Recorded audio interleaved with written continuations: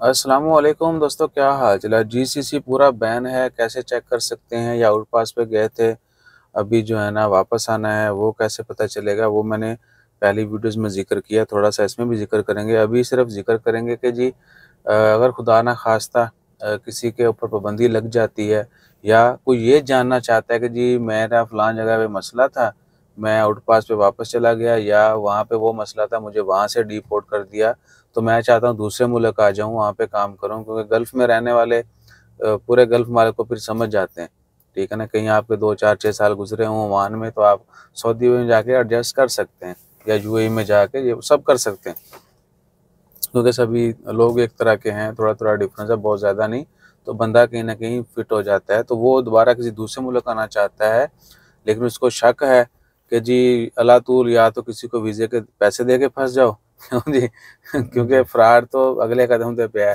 तुसीं सोचना है तो फ्रॉड हो जाना है। और या फिर क्या है कि पहले थोड़ी-सी हिम्मत करके अपनी चेकिंग कर लो, थोड़ी-सी चीज़ों को वेरीफ़ाई कर लो, थोड़ा-सा चीज़ों को वेरीफ़ाई कर लो कि कहीं मुश्किल तो नहीं है, ये ना हो पैसे दित्ते जेड़े ना ओह भी आहो वापस ही ना आन, या औने-पौने मिलें। तो सीन क्या होता है, अगर तो आप आउटपास पे गए हैं, तो भी अगर आपका किसी एक मुल्क में बैन है, तो भी आपने जिस भी मुल्क जाना है, आपने अपना वो डॉक्यूमेंट जिनके ऊपर पहले थे आप, वो देने हैं, ठीक है ना? इमिग्रेशन को आपका दोस्त, अहबाब कोई भी जा सकता है, सनद ऑफिस से बेटर है आप जो पुलिस सेंटर होते हैं जहाँ पे वीज़ा आईडी कार्ड वगैरह बनते हैं, वहाँ जाएँ, वो आइडेंटिफ़िकेशन दें उनको, वो सिस्टम में जैसे पासपोर्ट नंबर, आईडी नंबर डालेंगे, स्टेटस आ जाएगा कि जी ये बंदा बैन है, तो इसके ऊपर इतना बैन है और ये ख़त्म हो सकता है, नहीं हो सकता है, ये इसका क्या जीएयू, जीओडर वो भी है या नहीं है, या बस अलातूल नहीं है, या सिर्फ़ इसकी एंट्री बैन है। बहुत सारे लोगों को ये भी केस होते हैं कि उनकी एंट्री बैन होती है, उनको वीज़े उनके नाम पे इश्यू हो जाते हैं, लेकिन वो इंटर नहीं हो पाते, उनकी इमिग्रेशन क्लियर नहीं होती। तो ये सारी चीज़ें आपको लोकल इमिग्रेशन से पता चल जाएँगी।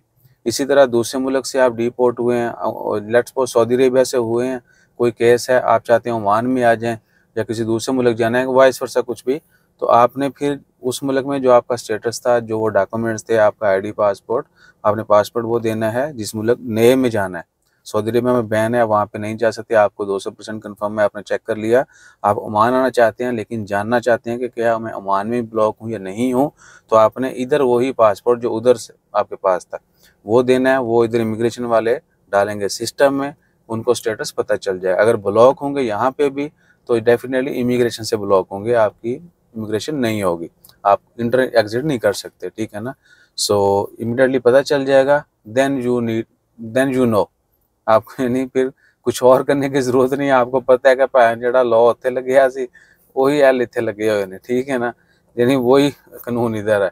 सो आपकी एंट्री यहाँ पे भी नहीं होगी, आपको पहले वो सारा कुछ क्लियर करवाना होगा, उसके बाद आप इमिग्रेशन से क्लियर हो जाएँगे, देन यू कैन कम और गो एनीवेयर, ठीक है जी? फिर आपकी इन आउट जो वो होती रहेगी और कोई मसला मसाइल नहीं होगा। और ये भी कि अक्सर लोगों के कुछ छोटी-मोटी पाबंदी होती है, लेकिन वो इतने डरे होते हैं, लोगों ने इतना डरा दिया होता है, या सेल्फ स्कैनिंग जो है जिस तरह राशिद भाई इधर क्या है, बहुत सारी चीज़ें ऐसी हैं, अरबाब ने ये कर दिया, हाँ जी। अरबाब ने ब्लॉक कर दिया, अरबाब ने ये कर देना है, उसने वो कर देना है, कंपनी ने, सुपरवाइज़र ने ये कर दिया।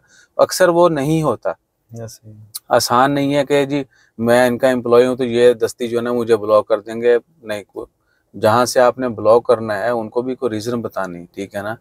और प्रूफ भी अक्सर मांग लेते, पैन प्रूफ ले आना, तुसी कहंदे हो बंदे ने सानू ऐ कीता ओ कीता इन्हू ब्लॉक कर दियो, ये है वो है, ऐसा आसान नहीं होता है। अगर हो भी जाए तो वो सब आप एक स्टेप से चेक कर सकते हैं, और लोग फिर नहीं करते। यानी साइकोलॉजिकली लोग बहुत डर जाते हैं कि जी नहीं ऐसा है, सदियों से वो तंबाकू देखते सुनते आ रहे हैं, तो वही बस पक गया कि जी ऐसा है तो ऐसे ही होता है। अब पाकिस्तान में मैं गारंटी दे सकता हूँ, अच्छे से अच्छे बंदा भी इसको एग्री करेगा और बुरे से बुरा भी इसको एग्री करेगा कि जी लोगों का मानना है कि राशिद भाई आपको भी पता होगा, जी। ये वीज़ा फ्री नहीं मिलता ऐसे ही। है। ऐसे ही। वीज़े ले कोई छुट्टी पे जाता है जी इतने वीज़े लेके आया, ऐसा होता है? नहीं होता। वीज़े लेके आया, फिर वो मोहल्लों में, गाँव में, इलाके में बोलियां लगती हैं, फलाने दा मुंडा बाहरों आया, इन्ने वीज़े लेके आया, ठीक है? या वीज़ा फ्री वाला तो साहब मैं सुनता आ रहा हूँ आज तक, कहते कंपनी कितना वीज़ा फ्री दिंदी है, नहीं होता। ठीक है, कैसे टिकट देती है, नहीं देती। ठीक है, सो ये सारे जो हैं गलत कंसेप्ट्स हैं। आपने थोड़ी सी हिम्मत करके इन सब चीज़ों को जान सकते हैं, अपने मामलात भी रफा दफा कर सकते हैं, लेकिन थोड़ा सा हौसला करना पड़ेगा। ठीक है ना, थोड़ी सी हिम्मत करनी पड़ेगी। अगर सुनी सुनाई बातों पे चलेंगे तो फिर भैया जो पहले इतना गलत होता आ रहा है और जो हो रहा है आपके साथ वो मज़ीद बढ़ेगा, और बंदा फिर उसकी टेंशनें ही बढ़ती हैं। ठीक है ना, उसका कोई हल नहीं हो निकल पाता है। सो चमत्कार की बजाय जो है ना, आप थोड़ा सा खुद कुछ करने की जो है ना वो जसारत करेंगे तो मामला ठीक हो जाएंगे। बाकी अपना ख्याल रखिए। हमारा ख्याल रखने के लिए like share subscribe follow comment करते रहिए। और ये राशिद भाई थोड़े सुस्त थे, इसलिए मैंने इनको नहीं बोलने दिया, क्योंकि पहले हमने काफ़ी सारे वीडियोज़ रिकॉर्ड कर ली हैं। सो ये सीट खाली मैनू जीप जी लग रही सी, इस करके फिल इन द ब्लैंक्स ने इस वीडियो जज़ाकल्लाह। अल्लाह हाफिज़। अल्लाह हाफ़िज़।